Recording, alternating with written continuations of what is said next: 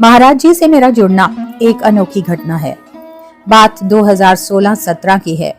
उससे पहले मैंने कभी भी महाराज जी का नाम नहीं सुना था या किसी ऐसे व्यक्ति को नहीं जानता था जो महाराज जी का भक्त हो। 2016 के आखिरी दिनों में मेरे जीवन में भारी आर्थिक और मानसिक कष्टों का आगमन हुआ। जब परेशानियां आई तो परिवार के लोगों ने भी दूरियां बना ली। ऐसा लग रहा था कि इस जीवन के जीने के सभी रास्ते बंद हो गए हों। मैं हताश होकर वृंदावन चला गया ताकि शायद वहां कुछ मानसिक शांति मिले। मैं इतना टूट चुका था कि मन में इस जीवन लीला को समाप्त कर लेने का विचार आने लगा। इस मानसिक तनाव में मैं किधर और कितनी दूर तक चलता चला गया, मुझे इसका भान ही नहीं रहा।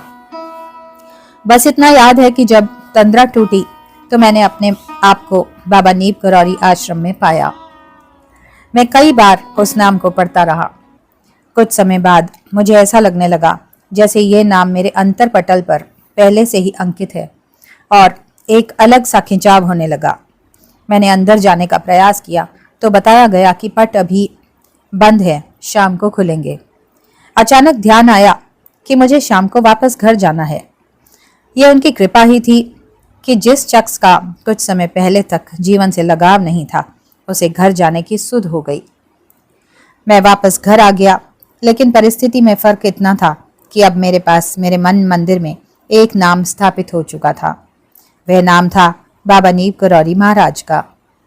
इस नाम के सहारे मैंने कष्ट भरा 1 महीने का समय व्यतीत किया होगा कि अचानक एक दिन मैं अपने कार्यालय से सीधे वृंदावन बाबा के दर्शनों हेतु चला गया।